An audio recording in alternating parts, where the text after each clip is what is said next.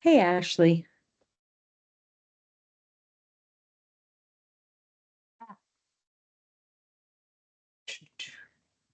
Hello. There we go.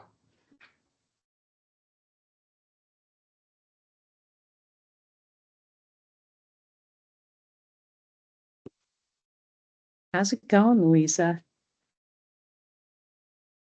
It's going very well, thank you. How are you? It's going well. It was fun. I see people here I just met in 3D a few minutes ago, and it's awesome. So cool.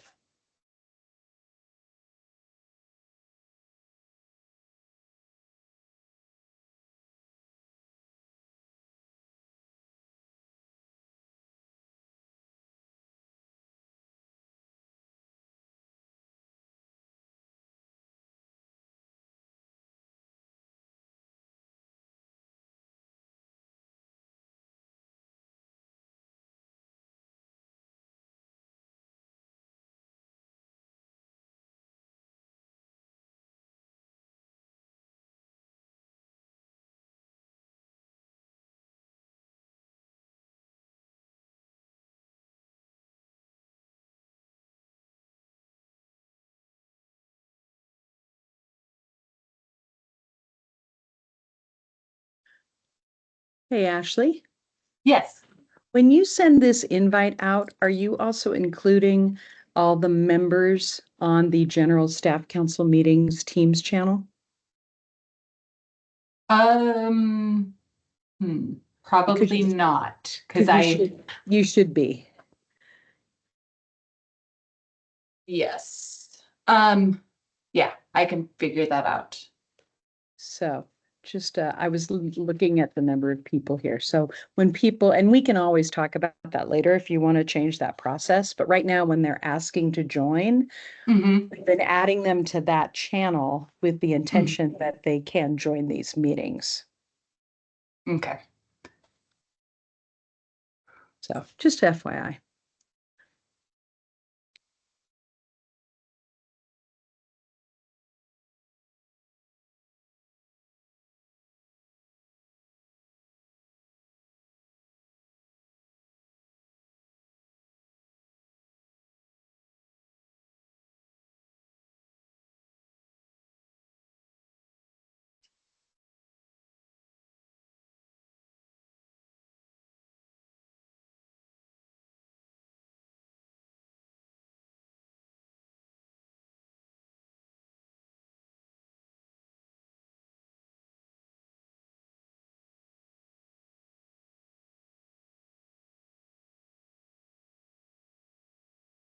Okay, I have posted the link in the Teams channel.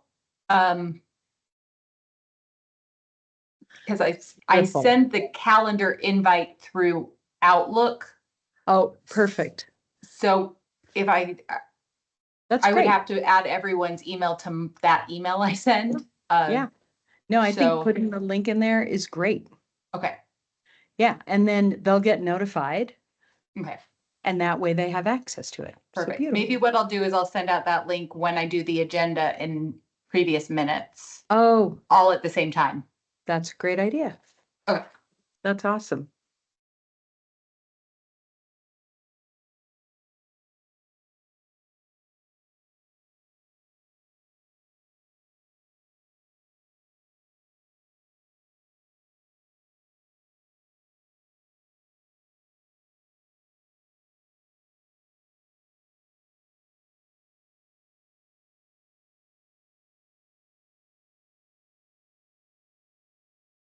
Oh, I love it. That's great. That's easy, I think. That's easy for me to say. I didn't do anything. No, that's easier That than sending looks the email, easy. in all honesty. Okay, good. That's awesome.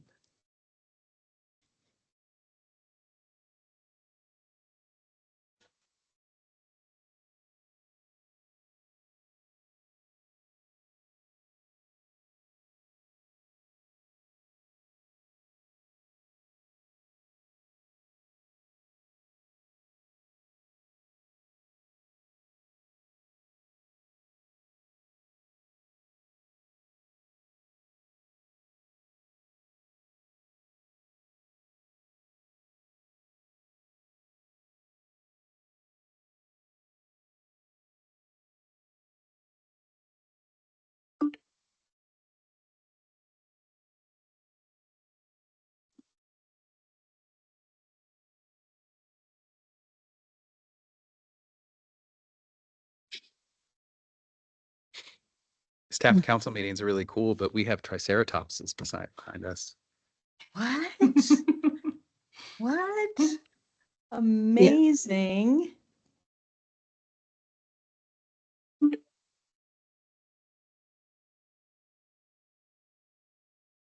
Amazing.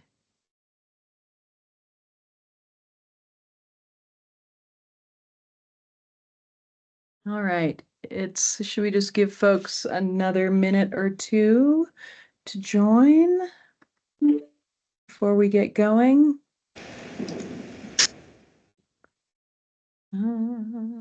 Just pulling up my notes. There we go.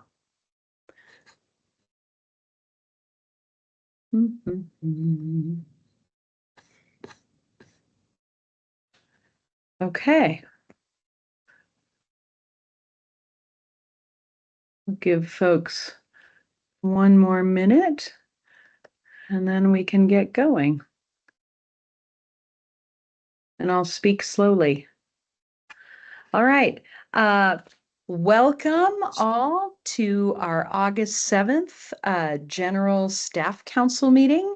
I'm Marie Wintress. I am the current Staff Council President, and I was not here in July. I was somewhere on a boat, and God bless Bryant Gordon for stepping in as the President-elect to take my place last month. So thank you, Bryant. I really, really appreciate you and all that you do.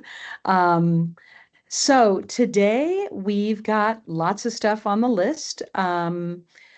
Before we get going, I just want to continue a tradition that David Thomas started last year, which is just sort of to remember sort of 4 pillars for us to think about as we go forward with this meeting today, that we always want to keep in mind a spirit of teamwork, of professionalism, of assuming positive intent, and calling out any situations that don't seem right and actively working to make them better.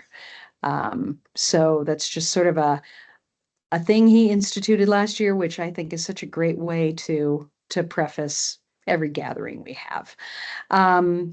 So with that in mind, I know we have a whole bunch of new folks who are joining these meetings for the first time, as well as our new staff council membership. We had a great orientation just a few hours ago in person at the Crocker Science building on campus, and David led us through this orientation for new staff council members. It was fantastic meeting a whole bunch of you in person, and for those of you who didn't attend, I am so sorry you missed it, but look forward to our in-person meeting that we will have in December. Just so, if nothing else, I can come pat you on the back and say thank you in person. And with that in mind, I just want to, as a point of orienting everyone, I just want to remind folks about our website, which is a really fantastic resource that you should always feel free to refer to. And I'm going to attempt to pull it up and share my screen. Let's see. Hang on, here we go. So for any of you who are just joining staff council for the first time, or just a refresher, we have this wonderful site at staffcouncil.utah.edu. And here you can find a bunch of really wonderful information, whether it's about events, about applying for staff development awards. We will post specific news here, usually in regards to events or deadlines. You can make a gift that goes straight into our fund for professional development awards. So a gift to us is really just a gift to your fellow staff members. And as well, you can register for our monthly meetings. I also want to point out 2 really cool things. One is we have our very first annual Staff Council Digest. So if you ever have been wondering what Staff Council is, who we are, what we do, how to get involved, You can feel free to flip through this document. There's all sorts of great info here. You can as well download a copy. You can share a copy with people. And we'll be putting this out at the end of this year as well. That you can see all of the things we are busy and up to. One other thing I would point out on the website is you can find under About Staff Council, you can always look up our current roster. If you're ever curious about, you want to know who to get in contact with, or you want to know who's on a particular committee, you can search by people's names, and you can get more information about people here on our site. So I just wanted to bring that up. One last thing I want to point out is we also have under news, we also keep an archive of all of our past newsletters, should you ever want to refer to something. We also have an archive of recordings of our general staff council meetings. So if you missed one and you want to catch up, we have all those resources on our site. Are there any questions? I'm happy to answer questions at any time. Okie dokie. I'm going to keep rolling then. I did want to, speaking of the speaking of the Staff Council Digest, one of the opportunities we all have as humans is that every month the Board of Trustees of the university has a monthly open to the public meeting, and it's usually on, I think it's the second or third Wednesday of the month. The next one will be next Tuesday, the 13th of August at 9 a.m. at the Alumni House. And at that meeting, you can hear what the folks at the university is up to. I will also be presenting the digest to the Board of Trustees. In case any of you didn't know, besides various members of the Board of Trustees, the ASUU president is there and on the board. The president of the Academic Senate is there, and then the president of Staff Council is also there. So we are really just directly trying to share with the board and others at the university the impact that staff has. Just everyone is welcome to either join in person, or you can request a Zoom link. And I will, in a bit, I'll put in the chat the link that shows all of them where the meetings and minutes are, and you can request a Zoom link from Karen West. So really looking forward to sharing that next week with the board. Any questions? All right. Let's see, what else did we have on the list? I wanted to announce that we do have some new chair-elect positions. Some folks have accepted those positions. So our new chair-elect for the, actually for the new chair-elect for communications is Kara Moore, has stepped into that role. Thank you, Kara. Kara, if you can wave or something on the call, that would be great. We have a new selections chair-elect, and that's Melanie Walcott. Melanie, I don't see if you're on the call, but yay. And last but in no way least, we have a new legislative chair-elect, and that is Arena Forth, who I know is in Florida right now, but let's hear it for Arena. And we just want to thank folks for participating and being part of Staff Council. Those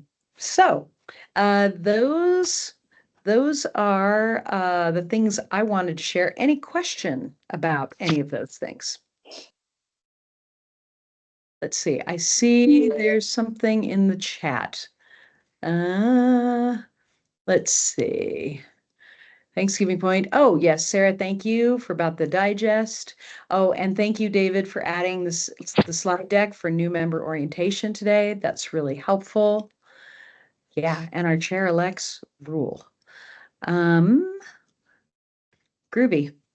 Okay. Well, then moving along, we need to approve the July General Council meeting minutes. Ashley, let me pass that over to you. Okie dokie. Let me just, I have to read the official, Robert's Rules of Orders. I have sent the minutes and didn't receive any edits.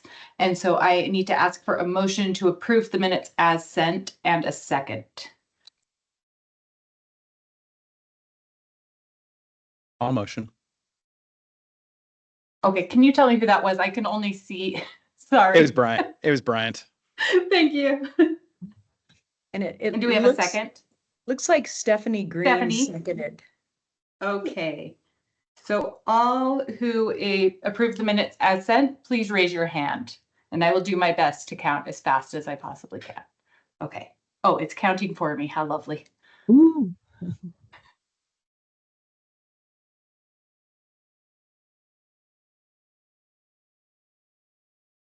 All right. Thank you very much. The minutes have been approved. Excellent. Awesome. Well, while we wait, so we have two official presentations today. Just to remind folks, at 2:30, Jeff Herring will be joining us to welcome everyone to Staff Council, followed by a presentation at 3 from Stormy Sedaria from Emergency Management. So I say let's hop into our liaison updates. So it looks like Amanda Garcia, you've got some. Is Amanda on the call? Amanda is not on she won't be at the meetings. I apologize. Oh, okay. All right. So I will just share then Amanda's updates that she wanted to share. Let's see, are as follows. UHealth HR is going through, they're in the middle of annual evaluations right now, and they're working towards a deadline of the end of August. So they're busy working on that. And their leadership is finalizing operational plans that will be the guidance that their leadership at UHealth will be using to establish goals for the next year. So that's what's going on up at UHealth HR.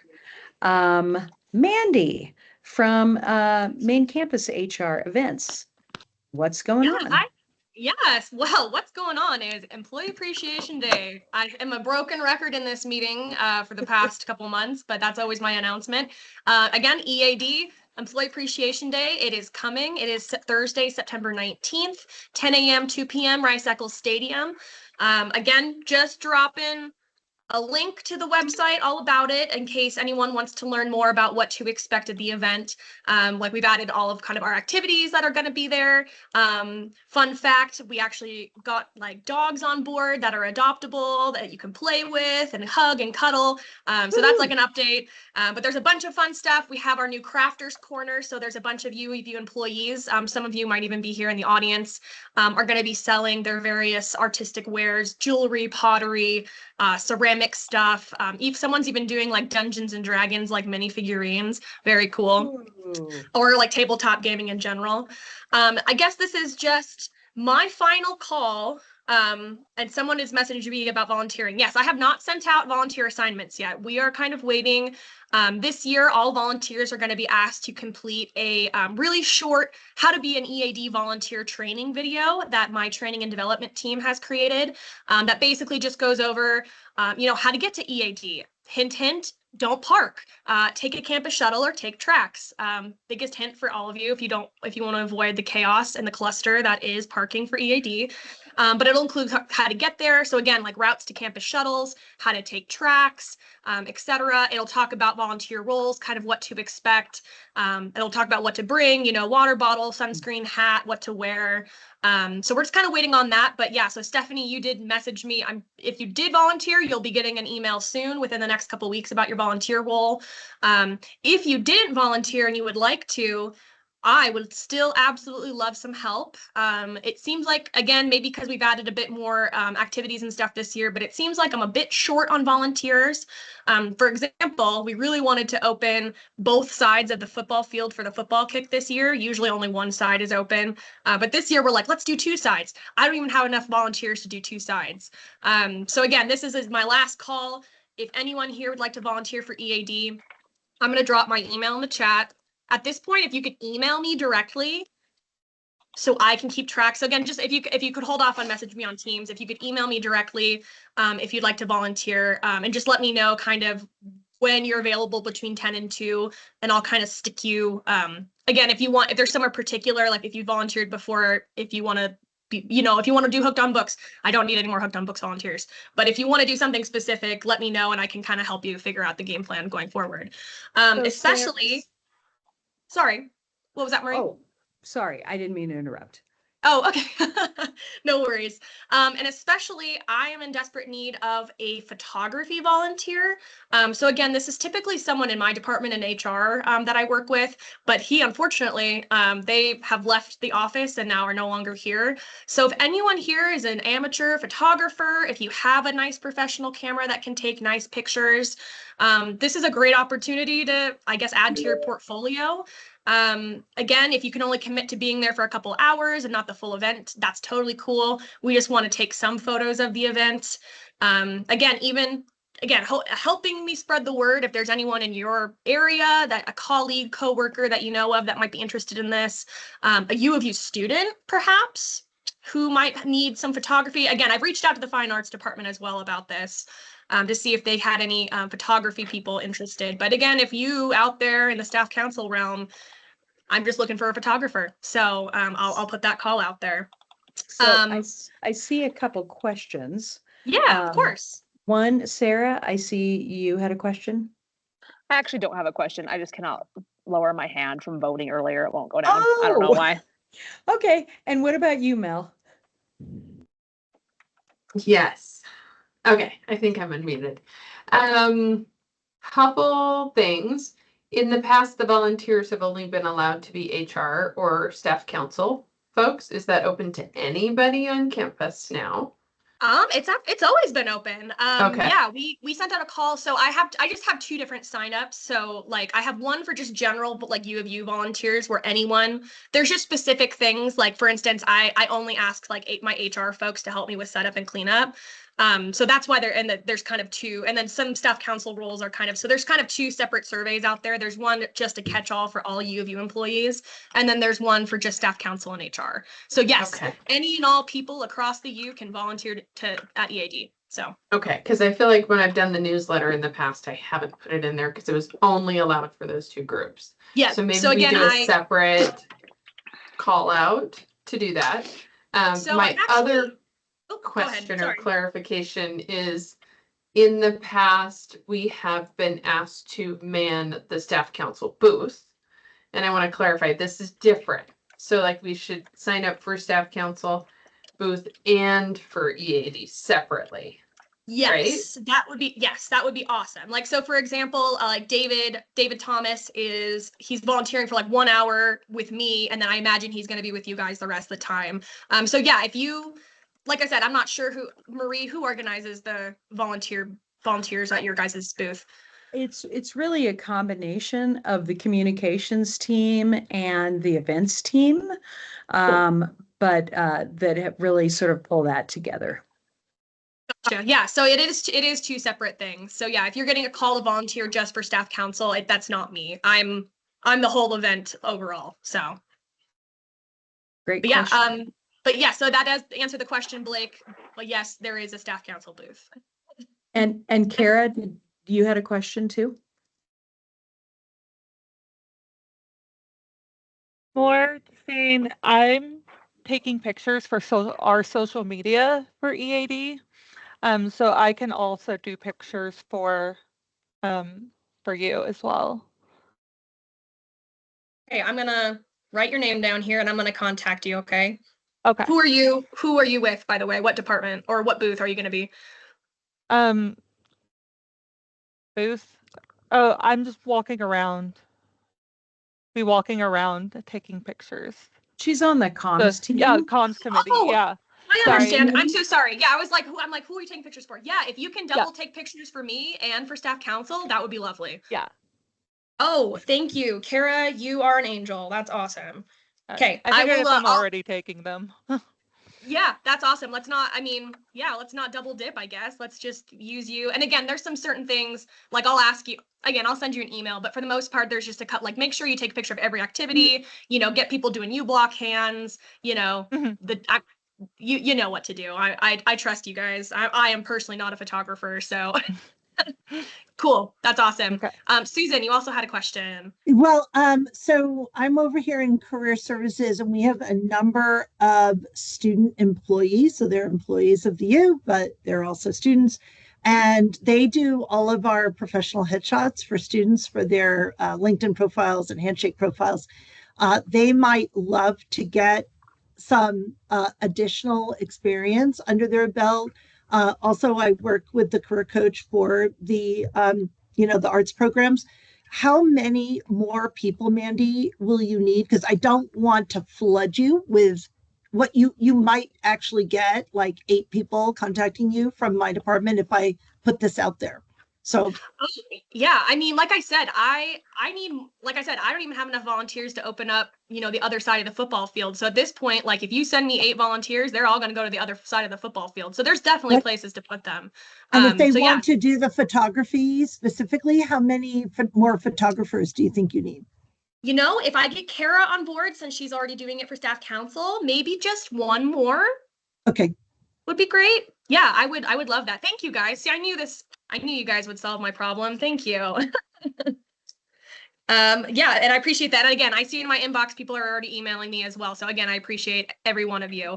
And again, in the next couple of weeks, I'm hoping by next week, we'll have that training finalized for our EAD volunteers. Again, I encourage you all to review it just to give me feedback on it. And my team's feedback, I didn't make it, but my great team did. And just, you know, in case we're missing anything, especially for those who have volunteered in the past. So yeah, everyone just be on the lookout for volunteer assignment emails in the next couple of weeks. And again, email me with any EAD questions going forward, guys.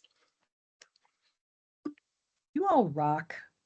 I just got to say, yeah, EAD is such a hoot. And I can't say enough good about how much fun it was to work the table, the staff council table last year. So looking forward to it this year.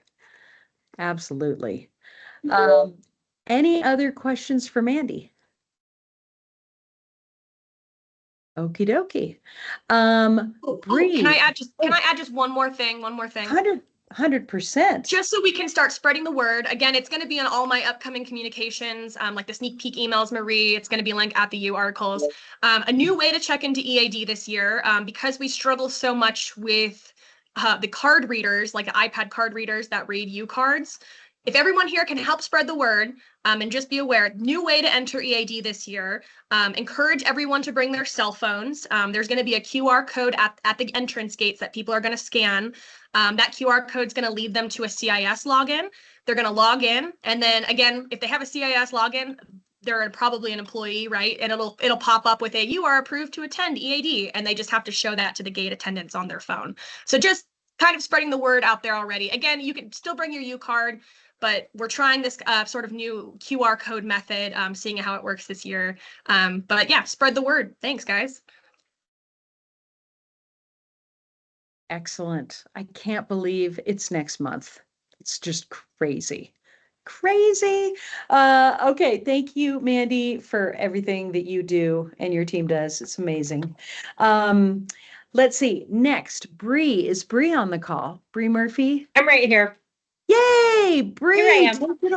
Here you are. Take it away, Bree. I just wanted What's to provide One update, which I think is huge, UHRM received $700,000 for childcare efforts for the What? next 3 years.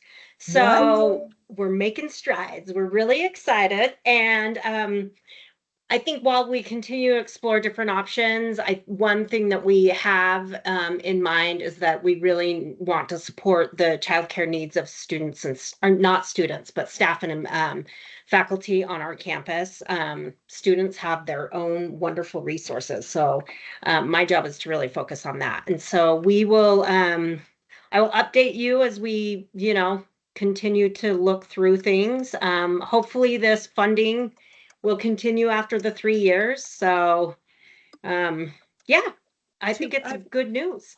I have 2 questions, Bree. Yes. Number 1, really silly. What does UHRM stand for? Oh, sorry. University of Utah Human Resource Management. Ah, thank you. Thank you. And then I should have just said HR. But okay. Good. I'm happy to ask the dumb questions because I have no idea what that stands for. That's fine. And then my next question is, so you got funding, is 2 questions. Is it too soon to talk about what you might do with that funding? Is that more to come later?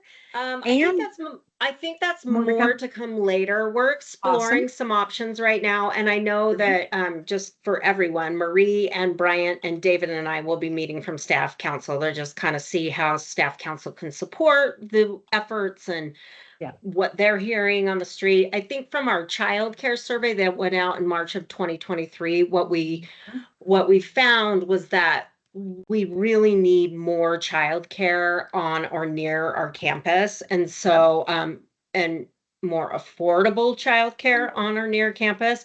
So those are kind of the options we're exploring. Obviously, the funding that we received is not going to be enough for what we could do. So we're just checking everything out right now. Yeah. And then the second thing I was going to say, besides just meeting with David and Brian and myself, as you think if there are opportunities or folks you're looking for from staff council, and I would put out to staff council, if this is something you're interested in or want to be, more a part of helping, please just feel free to send me a note or Bryant or David. And as this develops, we can keep you posted. Absolutely. Yes. There are no bad ideas. So I would love all ideas and I would love all the help we can get because I think that this is a collective effort and I want to make sure that the U is we're benefiting all staff and faculty. And Bree, there's a question from Kim asking, does this cross over to hospitals and clinics? It does. It's a 1U collective. So it is all, I look at it as staff and faculty, not university health. Yeah. For me, it's 1U. So you mean staff is staff is staff? Staff and faculty. Yeah. It's amazing. So, yes. That is amazing. Anyone have any other questions or comments for Bree? This is so exciting for anyone who's new to staff council. Bree has been working hard on this for easily 2 years or more. This is not my position was created. Yes, this has been in 2021. So this is really good news, and I'm really excited. And it's both for faculty. We are making movement. So slow but steady. Took them 2 years. Incredible. Yeah. All right. They still don't have any guidance on how it's going to be used, but they have different. Oh, I hear someone chatting, sharing, passing this along. Thank you very much. Has Jeff joined the call yet? I'm here. Yay! Jeff Herring, it's your time. Or if you're ready. I've just been sitting here listening to this great stuff that's taking place. So what do you think? So if you're ready for me, I'm ready for you. So take it away. I'd love to introduce Jeff Herring, Chief Human Resources Officer at the U. Jeff. Well, hello everybody. I am in Seattle right now. You know that we're officially part of the Big 12, but we old habits die hard. And so the chief human resource officers from the Pac-12 are still meeting to share ideas and what's taking place. We are very while we're very excited to be in the Big 12. There are still a lot of similarities between the institutions that we had in the former Pac-12. So we think that that group will stay there. So anyway, I am in Seattle, getting ready to kick off some of those meetings with my colleagues. But I just am so excited to welcome all our new members to Staff Council. What a fantastic service you provide. I had lunch the other day with Bryant and Marie and David. And let me just tell you, the work that they put into leading you all is amazing. So thank you to them. Thank you to all of you for the time that you invest in our staff. If you've heard me speak before, I kind of use analogies. And the analogy I use is, well, you know, the flesh and everything on a body, if you take an anatomy class, that gets all the attention, but it is the skeleton structure that holds everything up and everything together. If you look at the Statue of Liberty, what you see is that this sculpture, but you do know that that's no bigger than 2 pennies. What with the copper on that?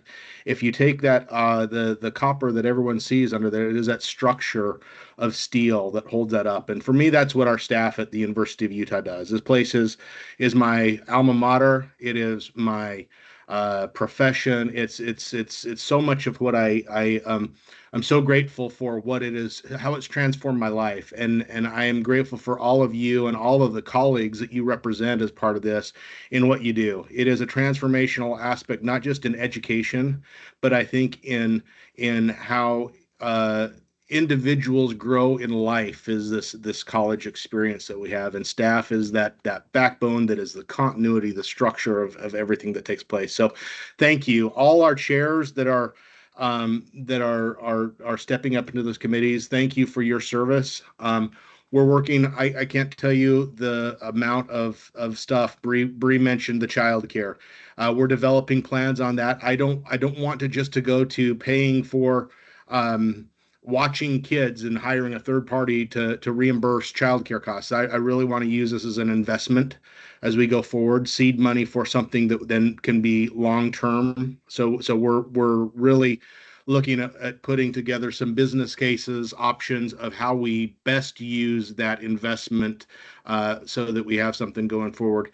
The family parental leave program that Staff Council was so instrumental in helping us get to continues to really be a gift that I think is something that has a great ROI. The benefit that we get of that, of helping people in bonding time in those critical parts of their lives, really doesn't come with a huge fiscal cost. I will say there's opportunity cost for sure. We understand that, but the actual dollars that come out of that continue to be very, very minimal.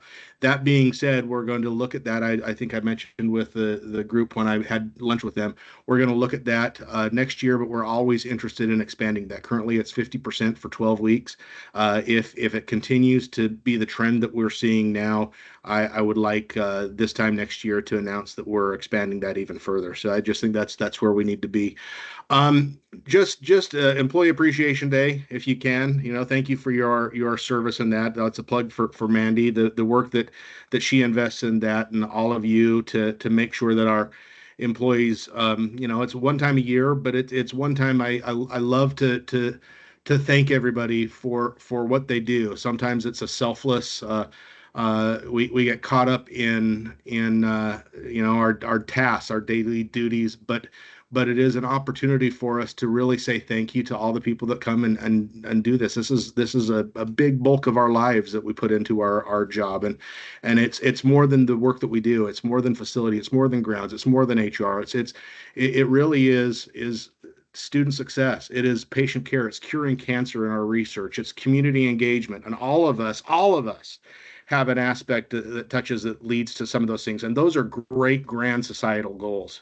So as the president says, we want to become a top 10 public institution. Don't forget to add on that with unsurpassed societal impact to it. That is a huge part of what we do. And I think that's the part that gets me up every day to come into work is the societal impact that we're able to make with people. And it's the staff and all of you that do that. So happy to answer any questions. That's some stuff. I don't know if you've all seen, Murray, I don't want to announce anything, but the brochure that you left me, has everyone seen that on staff council? We shared that. It is currently online, the digest. What amazing work that is to put that together, to have a history and a promotional product for the great things that staff council does.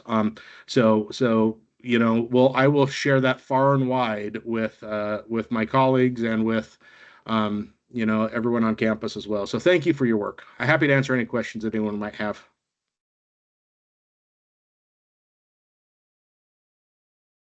Well, that's easy then. I know. I'm looking here in the chat. Any thoughts or feelings? I like asking about feelings. I'm just so excited for this new year. I think this is the largest staff council we've had to date. And having Jeff, we just before this had a new staff member orientation. And it was so wonderful and exciting to be able to meet people in 3D and get together. And it was really fantastic. So I say I've seen more feet post-COVID. I'm so excited when I can see 3D bodies, and I get to see a lot of eyeballs on Zoom, but you don't see very many feet. So nope. You see that's the gauge for me anymore, Marie. We saw a lot of feet. We saw a lot of feet. Exactly. All right. Well, thank you all for all you do. I'm happy to come back anytime and update and report, but you just have my gratitude. Awesome. Thank you so much, Jeff. Have fun with your cohorts up in rainy Seattle. It's sun. Actually, I'm looking out the window right now. You wouldn't believe it. I flew over Mount Rainier this morning on my way in, and it was clear. I got in, and it was a little overcast in Seattle, but it is all burnt off, and it's a sunny day in Seattle right now. So. Excellent. Well, enjoy it. You brought the sun with you. That's right. Take care, all. All right. Thank you. Bye.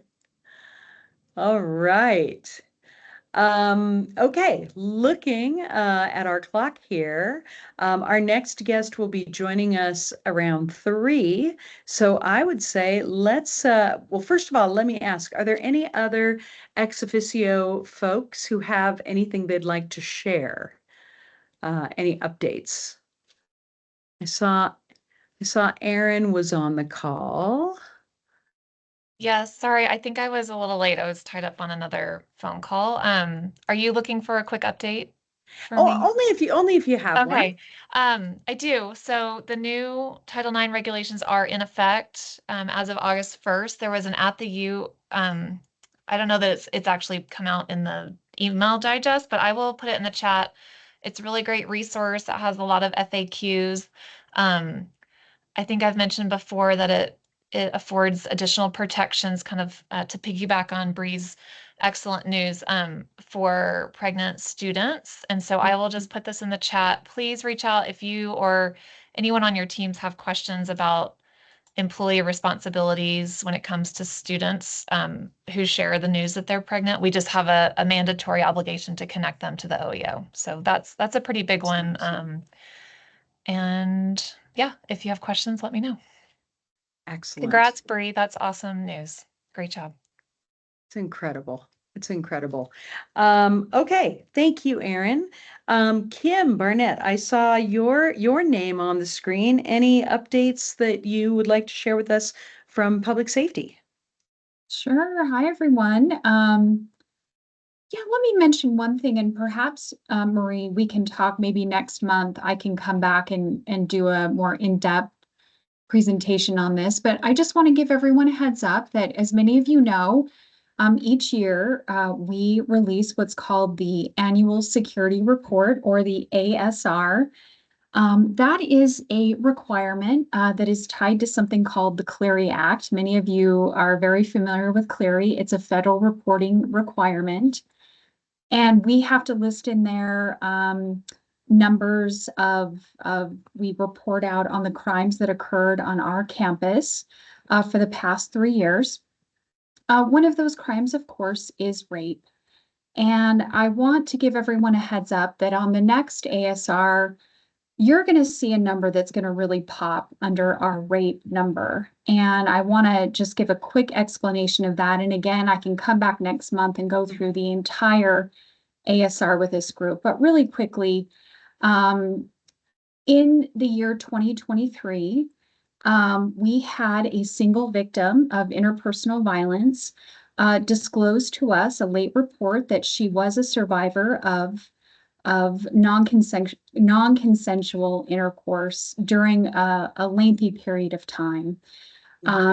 This individual reported that it happened about 150 times. Now, as I'm sure you all know, when someone reports to us, we believe and we record that information. So normally we would report about 25 rapes. Because of this one individual who's reporting about 150 just with her, that number is going to be a total of about 175 reported rapes at the University of Utah for that calendar year. So as you can imagine, that's really gonna pop. And so it's important that we explain that number and that about 150 of those are tied to one individual. So just want to mention that. Again, we can dive into it a little bit more next month. Yeah, thank you. Thank you for that. I think that'd be really helpful. Yeah. For sure. Okay. And Kara, I saw you on the call as well. Any quick updates from sustainability? I guess I would love to take this opportunity to let you all know or remind you that we host the farmers market every year. And so starting in 2 weeks, once classes begin, right in front of the union, this was also highlighted in the last staff council newsletter. So hopefully this information is familiar, but we're Thursdays from 10 a.m. to 2 p.m. It's a mix of arts vendors, produce, and prepared foods, as well as some on-campus tables. We're there. We've got a program called Double Your Dollars, where you can extend your purchasing power, which is open to staff as well as students. And it's really a fun time. So come by, say hi to me. You'll see me in my gym outfit, sweating. It'll be great. Excellent. Excellent. Excellent. Okay, cool. Thank you so much, Kara, for all you do. All right, let's move into committee updates, starting with Susan and the Development Committee. What's going on? Hi, everybody. No, just a really super quick update that on July 30th, we had Marie, David, Sean Carter, and myself meet with members of the Auxiliary Business Development Committee. What we're doing is we're trying to, for those of you that don't know what that department does, they're the ones that are brokering agreements with outside corporations that are, like when you see, welcome back to school, it's Apple discount day, come into the bookstore and get your 20% off of all your Apple products, right? That's an example of something that this department is brokering on behalf of students and faculty and staff. So what we're asking them to do is just to add into the mix of what they present to a potential corporate or frankly, even an existing corporate agreement, to include the idea of providing scholarships or, better yet, endowments for generating ongoing scholarships that we can use for our either professional development awards or educational pursuits. So that was a very productive and positive meeting. There's a lot of, I think, great energy there. And I'm keeping my fingers crossed that we have at least one good win starting this academic year, with more to come.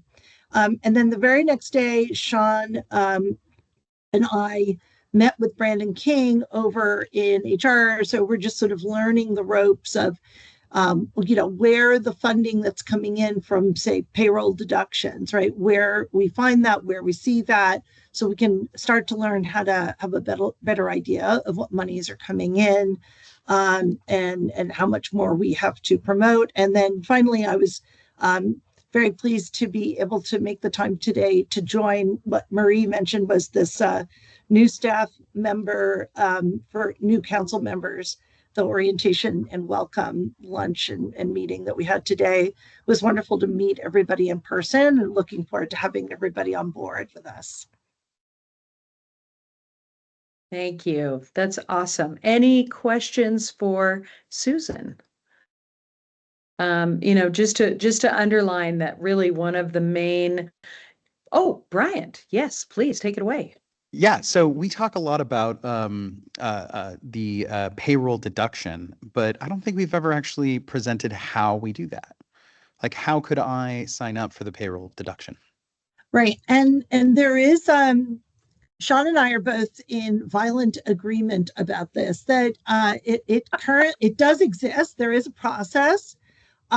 Sean has struggled through it years ago. I struggled through it. I mean, good luck trying to make a donation to KUER or anybody. I mean, it's really, in pretty much everybody's opinion, it's too difficult, it's too convoluted, and it's not intuitive. Where to even find it is difficult. So we are working on that. We have a meeting coming up next week with development. I will be missing it, but Sean is available, and in the effort of not delaying this any further, I said, go ahead, I can always be filled in. But we're going to try to work and see if we can streamline this and make it a little bit cleaner. There is a way to do it on our website. I think Marie's got a page on the website that where you can, give to staff council. But my dream is to have a QR code that just takes you in 3 steps. Give me your UID, right? How much do you want to give? Is this a once a year thing? Is it a per pay period thing? Hit enter and you're done. I really need it to be much faster to find and much faster to navigate so that people are more likely to do it. And if we can make those changes, Bryant, we're hopeful that then we can really confidently go out and promote it heavily and easily, right? So that we have a better success rate. Super excited to hear about your progress on that. That would be amazing. I mean, Susan, you and your committee are doing incredible work. So thank you. Thank you. Great question, Brian. Anyone else have any questions? And if you do want to donate now, if you go to staffcouncil.utah.edu, right in the top in the red bar, there's a donate button, which will take you to a page, which will offer you 2 options. One, to set up a payroll deduction in the current system, or you could make a one-time gift. Yeah. And honestly, I believe, Marie, that there's no minimum amount that's required. So, no, if you have 50 cents or $1, they may not allow pennies, but if you can give us $1 per pay period, that would be extremely helpful. So most of the proceeds coming from payroll deduction are what we use for the professional development awards. These are the smaller awards of $500, which can be used really towards anything, but it's an already made expense. So you already went on that conference. You already took this class. You already signed up for this, license that's going to help you give back more to your job and to the campus community as a whole. And then we sort of reimburse you. Yeah, exactly. So if you look at the notes David's done while I was talking, helped me with a little calculation. But it really is a tremendous, $1 Let's do the makes math. all the difference in the world, right? So let's see. There's 38,000 of us. So if everybody gave even $5 a year, think about that. $912,000 Yes, thank you, Stacia. That is almost $1 million if every staff member gave $1 per paycheck. Yeah. Yeah, it's a Doesn't seem real like a thing. lot to ask. And our whole goal is to get more money into the hands of more staff people. So, Right. you know, it's a hard goal, but it's doable. And I'm just doing another simple piece of math for anybody that would be willing to skip going to Starbucks one day a year, literally less than a Starbucks specialty coffee, right? If there's 38,000 of us and every one of us gave $5 once a year, it would generate $190,000. Yeah. So it's meaningful money, it's transformative money, and it doesn't take a huge sacrifice from the average person that might feel otherwise like, I don't know if I can afford it.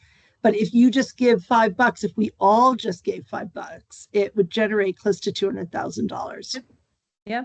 So if you have any questions, feel free to text, email, call any of us. And then let's see, Jason, how are we donating? Do you want to know, Jason, are you asking about the technicalities of how you do it? Jason Lee, I see your question. Yeah. Okay, Dave, I get a percentage though, right? What's my take? Yeah. If you go on to staffcouncil.utah.edu, you'll see a quick link that will take you to a donation page that has the instructions and the links. And you can either set up a payroll deduction. I am one of those sustainers. You don't even notice it's gone. And thank you so much, Sean. And it's really simple. Or there's or thank you, Erna. Thank you, Erna. Or you can do a one-time gift. I feel like we suddenly should all go work for the radio station. Seriously, this is not a drive, but we are recording this for posterity. So yeah, we can take notes. We'll see how much did this call raise today? That's going to be the question. Oh man, you guys are amazing. But yeah, the big question there when you go through that thing on the website is like, do you want to give a one-time gift or do you want to give it out? Like Marie uses that, sort of public broadcasting term, sustainer, right? So that would mean that that little bit of money, whatever you're willing to spare, is going to come out every single pay period. Not for nothing, it is considered a charitable contribution, so it will ever so slightly lower your taxable income. So if that's a motivator for you, that's right. Sorry about that. My computer was really weird. I was trying to click on unmuting me, and it didn't work, so I had to go off and come back. So I was trying to get. I'm sorry, I had to step away. So, what are we raising this money for? It's all for scholarships. It's all goes to professional development awards. Okay, so this is for other staff. Yep. Okay. It's only for staff. Doesn't go to faculty. So if a staff member happens to be a student, it could go to them. If a staff member just wanted to go to a professional conference or get some kind of licensure or certification to help them with their career and their job here at the U, they have to apply. They have to tell us why they spent this money. The professional development awards, like I said, they are a reimbursement. So you've already paid your tuition, gone to the conference, you've already done the thing. And then you're going to explain to us, why that was important to your work here at the U.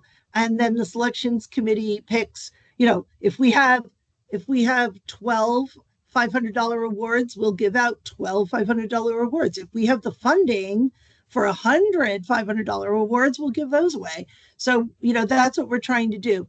The positive thing about sustaining is that what we're trying to do is not have, we raised enough money to do 12 awards last year, but now we only have 5 awards this year. The sustainers help us to maintain a certain bottom line, and we're relatively new to really working this well. So my goal would be that we have like between 10 and 15 that we know we're going to be able to fund every single year and not go from drought to flood, without any way of being able to predict what we're going to be able to do. That's right. So the university, your department doesn't pay for this kind of stuff? It really depends, Jason. Every department is wildly different. Okay. Yeah. And just so you know, we have, especially since in the last year, the number of people that apply for these awards has quintupled. So we have exceptional demand that we cannot fulfill. So anyway, that's why we do it, is we just are creating an opportunity to give back. Yeah. Sounds good.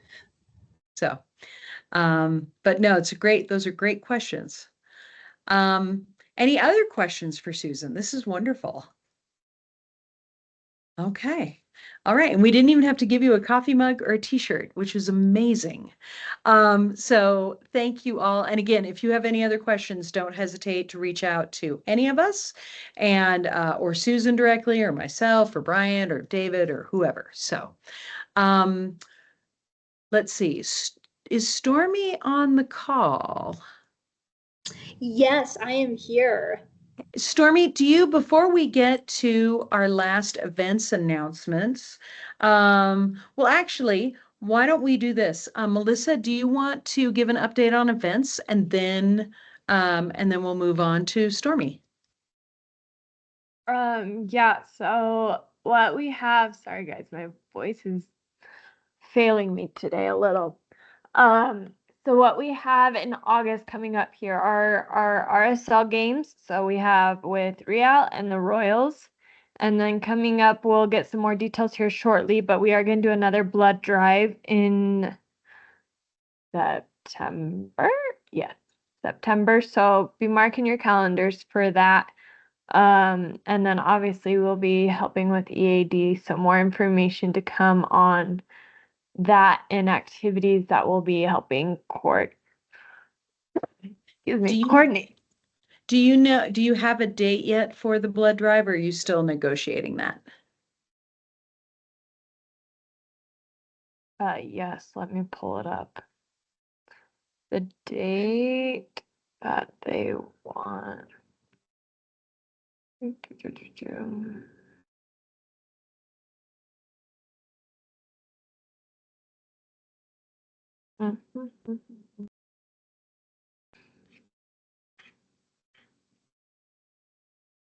Well, if you want to find that, Melissa, and let's see. Benzie is saying 9/24.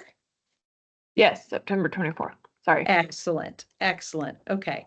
We'll make sure to slate that for the newsletter and get that in social media. And then could you also remind us of the date of, has the RSL game passed and now is it a Royals game coming up? Or is it the reverse? Or are there both coming up? Let me grab that. Or Benzie, I challenge you to get those dates. She is on it. RSL is, RSL, sorry, was August 1st. I thought it was August 7th. Okay. That one passed, sorry. Royals is August 23rd. August 23rd. And I am assuming we have that info on the website, but we'll just check that to make sure we've called that out, just to remind people of that info, because that's great. That's wonderful. Thank you. Groovy. Okay. All right. Any other events questions for Melissa or anybody on the committee? Okay, well then let's hand it over to Stormy. Stormy, if you want to take it away. Absolutely. Thank you so much. And thanks to Kim and to Lisa for coordinating and connecting me with this group.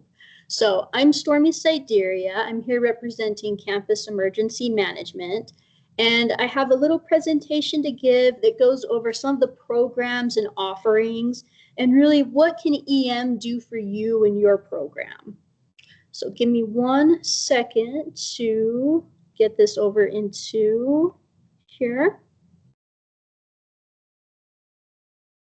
All right, can everyone see my slideshow? Should just have emergency management on it.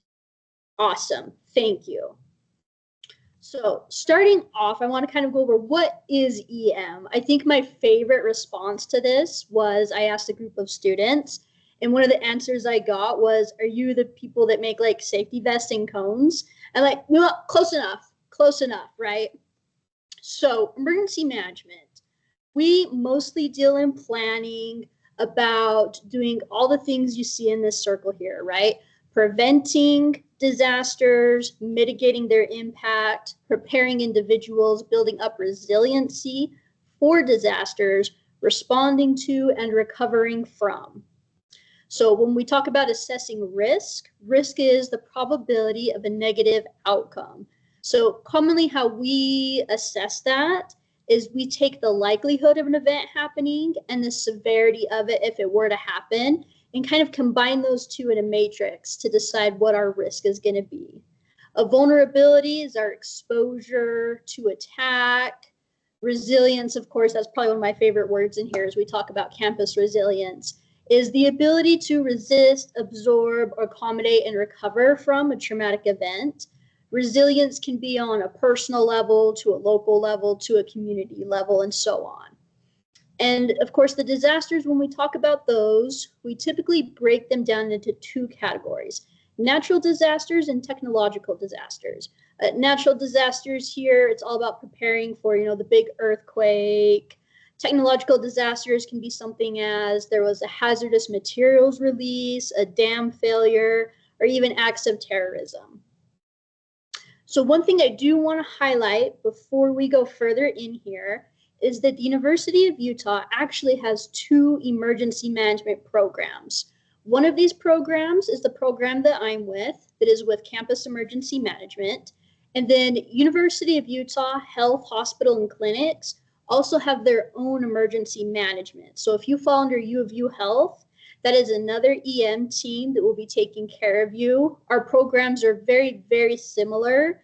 The health side just has a couple more regulatory and policy requirements dealing with patient care. I can connect you with Phil if you need help with that as well. So, talking about how do we coordinate and make decisions on campus, kind of peering behind the curtain a little bit about the campus alerts that I'm sure you all have seen. How are those decisions made? Who decides that, and how does it get sent down?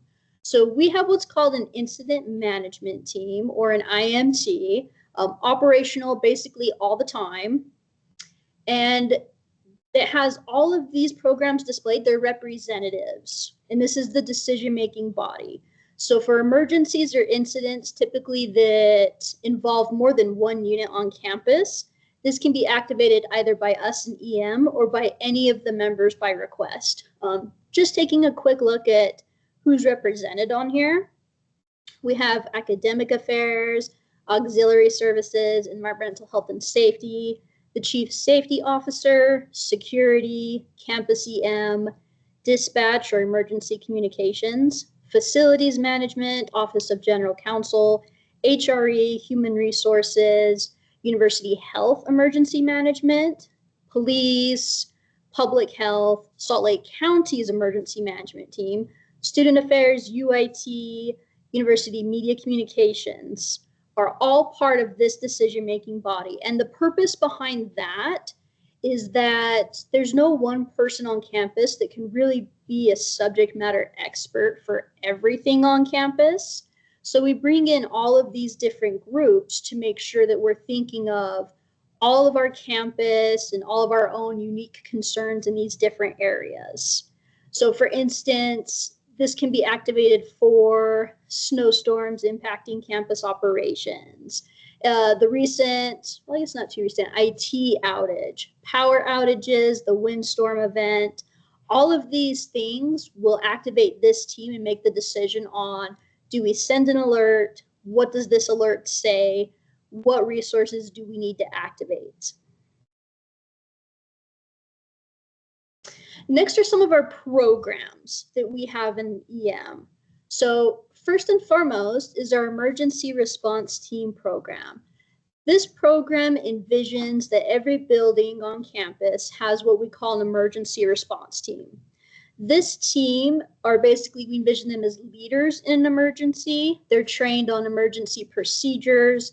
And the idea is that they have the knowledge and training that should whatever kind of emergency happen, that they can help direct and guide people to safe actions. This is the team that will also put together the building emergency response plan.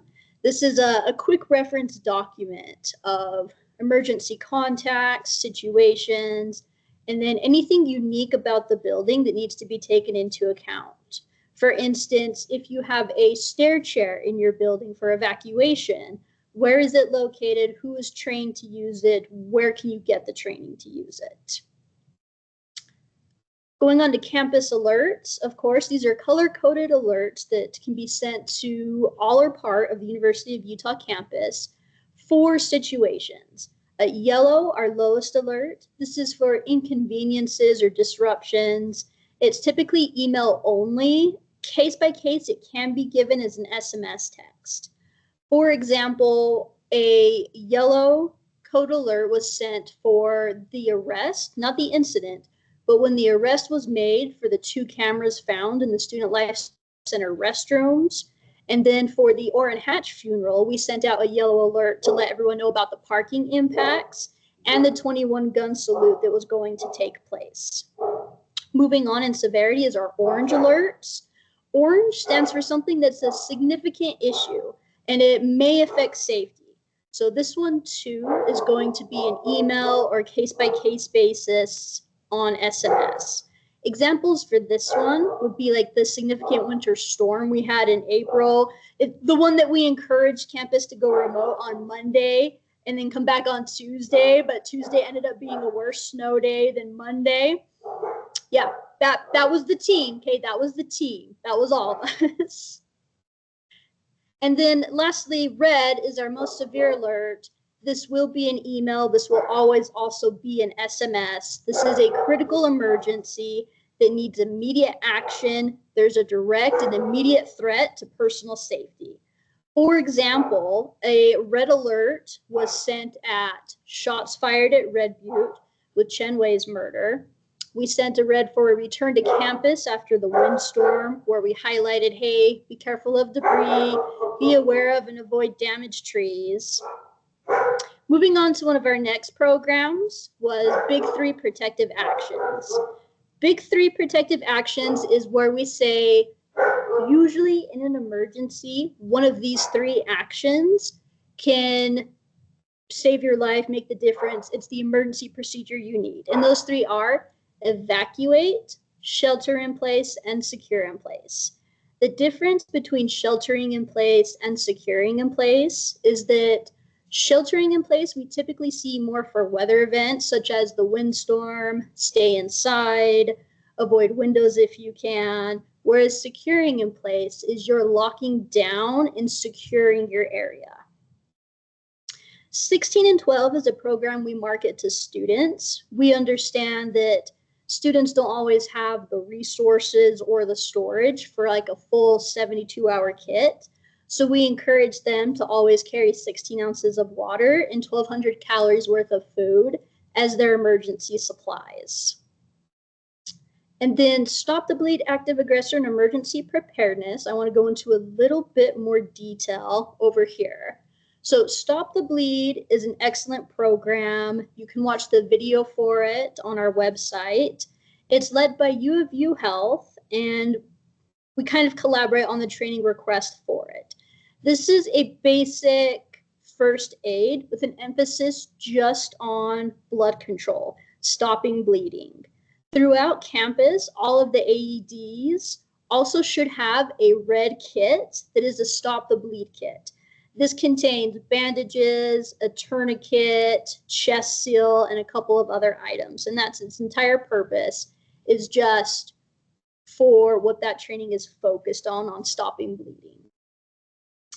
Active Aggressor is a collaboration between Campus Emergency Management as well as University of Utah Police. We're currently modeling a 3-step program where we plan, train, exercise. The planning starts with your building having a building emergency response plan and coordinating with other individuals in the building.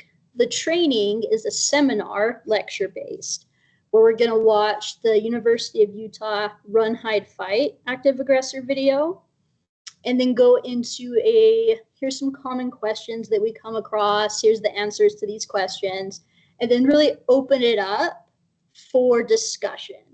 I find that in the active aggressor training, it is the most interactive training I've led, as far as we get a lot of questions and discussions with the audience on that one. In addition to the seminar, we also offer, if you want to walk through your spaces with us or right after the seminar, we can do that to apply Run, Hide, Fight to the workspaces. I found that this is really helpful for individuals to take the training and then be able to kind of visualize it in their area. And it helps narrow down a lot of questions like, this is how my office is set up. How would I do this? And we just walk through in a big group and identify how to apply those principles. Lastly, in that model was exercise. So this is currently voluntary. This is optional if you want to do it, who wants to be in it. But we do offer, we can start planning for a functional exercise where you would participate, run, hide, fight in your building, and then police would come and they would train their police response and what they would do in an active aggressor situation as well. University of Utah Healthy M holds these exercises a little bit more than we do, but we do want to make sure that campus knows that that's an offering. It is entirely voluntary and done correctly, resiliency building. So there's a lot more details I can go into that if that interests you. You're not committed to do the exercise if you take the seminar or walkthrough. I like to express this one specifically with my background in psychology and mental health, that you have to train to what's just a little beyond comfortable, because re-traumatizing does not build resilience, and that's not what we want to do. Lastly, with emergency preparedness, that's a quick 30-minute training EM can give. We can go over preparedness initiatives that are on campus, on the enterprise, department building, and individual levels. We talk about our supply cache sites, individual preparedness measures, personal preparedness kits, 72-hour kits, as well as we can point to resources such as Be Ready Utah, which includes earthquake preparedness and exercises like the Utah Great Shakeout. Emergency response team and building an emergency response plan isn't listed on our website, but feel free to reach out to me or any of my team, and we can coordinate that with you on an individual level as well.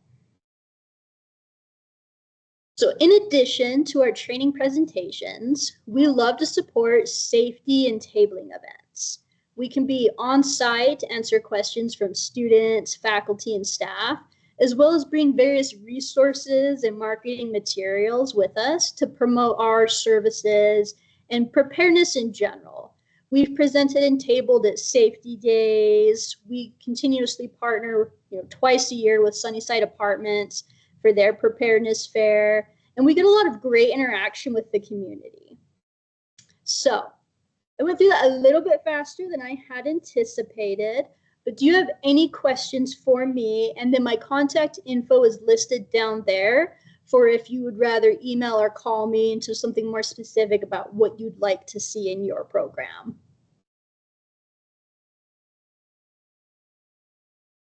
I just wanted to say, Stormy, I love this. And actually my boss took the active aggressor in-person exercise and said it was life-changing. In a good way? In a good way, but a very emotional and powerful experience. Yes, that's great to hear. It's definitely something you have to be prepared for, but yes, it gives that kinetic aspect that you don't get outside of an exercise. Yeah. Let's see.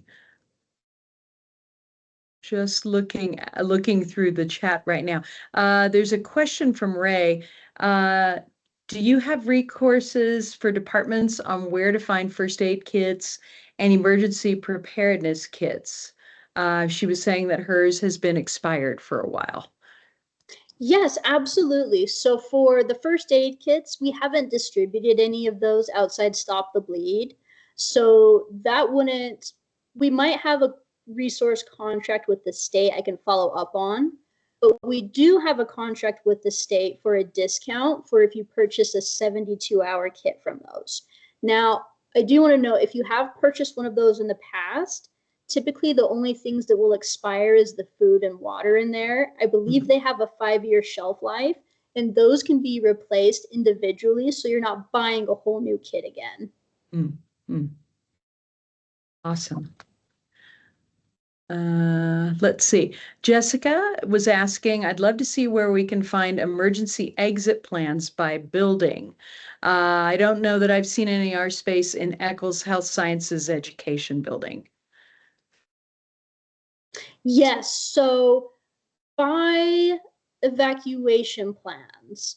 So my team, we can help as far as here's your emergency assembly point, here's the actions to take on that. If you're looking for something more specific, like the plan that's on the back of a hotel room door, like the fire escape plan, that's typically done with the creation of the building, and the fire marshal would be able to give more resources for that. Excellent. Yeah, I'd love the first option that you mentioned, Stormy. Oh, fantastic. So did you say that you fall under U of U Health?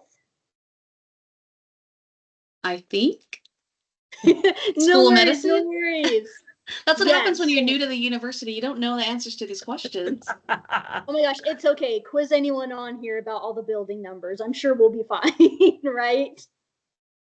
So yes, so let me take down your information because I believe you'll fall under U of U Health, and their emergency assembly points are very similar to ours, just like different naming conventions. But they'll be able to work with you to get, if they do signage. If not, I know they have their own emergency response plans that'll detail that. And I can shoot you an email. Thanks, Stormy. Appreciate that. You're welcome. Thank you. Any other questions for Stormy? This is awesome. Not jumping or stepping on Stormy's toes, so sorry, Stormy, but I thought I would also just share that on the map.utah.edu, there is actually one of the features under the legend where you can pull up the emergency assembly points. So if you're a new employee, you can find your building, click that on, and it'll show all the emergency assembly points right around your space on campus. That's all.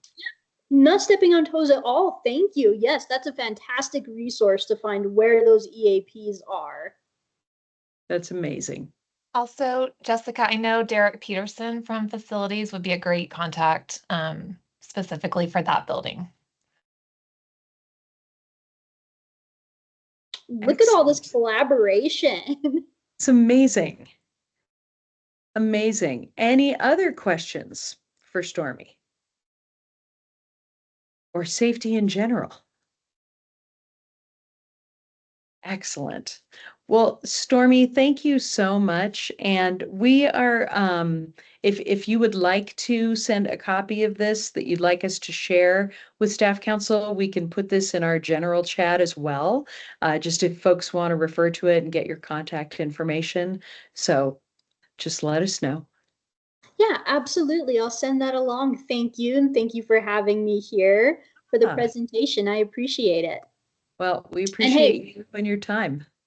We're eager to get out there and table and provide resources. So please don't hesitate to reach out to me. Thanks again. Excellent. Thank you, Stormy. Oh, that's awesome. Groovy. Well, we are cooking. We are doing really well on our time. I just wanted to touch base with our remaining committee chairs to see if they have any updates. So just going through my list. New staff connections. David, any updates from your crew that you'd like to share? None at this time. We've got our first meeting later this month. Awesome. Beautiful. Okay, selections. Jessica, any updates you'd like to share? No updates today. We're assembling our first meeting now in August, and we'll have updates in September. Woohoo! All right. The communications committee. Anne, any updates you'd like to share with the crew? Yes, no updates for now. We are going to be meeting either this week or next week. And just a reminder, if you haven't sent in your headshot or if you've noticed anyone on your team hasn't, please send those my way. Beautiful, beautiful. Let's see, legislative committee. Krista, any updates from your corner of the world? Nothing for us. Just everybody registered to vote. Excellent. Yes, yes. And fun fact, there is a really great instructional page in the Staff Council Digest that talks about with some legislative guidance for how you, as a person versus a university representative, can engage. So you might just scan through that document to prepare yourself as we go into these fascinating times. Groovy. And then last but certainly not least, our ABC committee, Access, Belonging, and Community Outreach. Ray, do you have any updates or anything you want to share? I can't think of any updates from me, but one of our committee members, Blake, has a little announcement that he'd like to make. Yes. Hi, everyone. So a project that I'm working on that I want to have put together is I am putting together we want to move from hosting affinity groups for staff for university staff to instead co-opting the faculty affinity groups that already exist and see if they are willing to invite staff to be a part of those. For example, there's the QAFs, the Queer Alliance for Faculty and Staff. There's other groups like that. So if you know of groups like that, that cater to specific faculty communities that would be welcoming to staff, will you send those along to me? I'm hoping to get this compiled into a living document that can possibly live on the Staff Council website. We can maybe share at events. I found it very helpful over the past couple of months to find these groups and connect with the ones that apply to me and the communities I belong to. So any help you can all provide with that would be great. Awesome. Awesome. Yeah.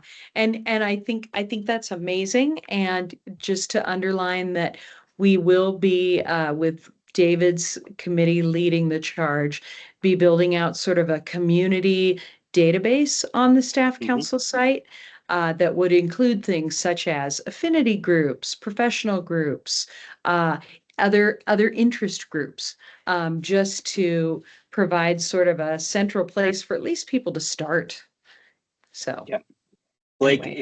if you're interested in working with us on developing that list, we should talk. Perfect. Amazing. Amazing.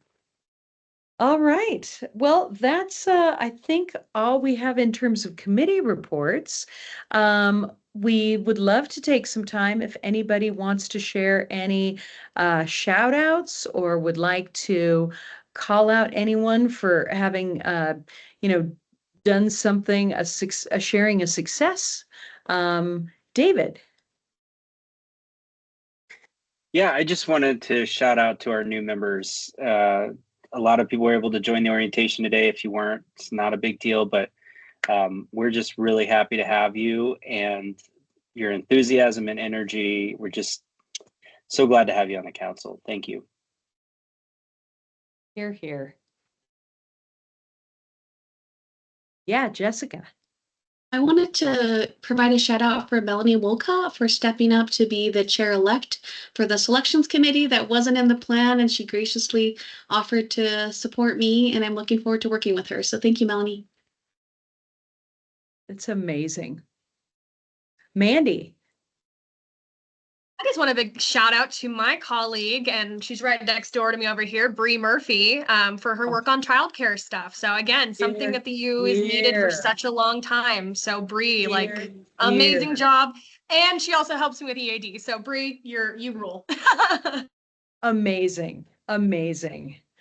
And I just want to give a shout out to Susan and the development committee.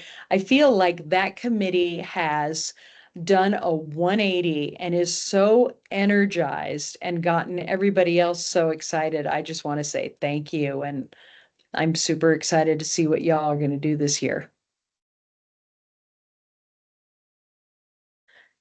Anybody else want to share a success?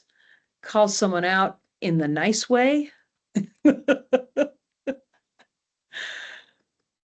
Hey Marie, okay. Can I give Anne a shout out too, just for jumping into the comms chair, Oh, right away. Here. Yes. Ann Gardner. Woohoo.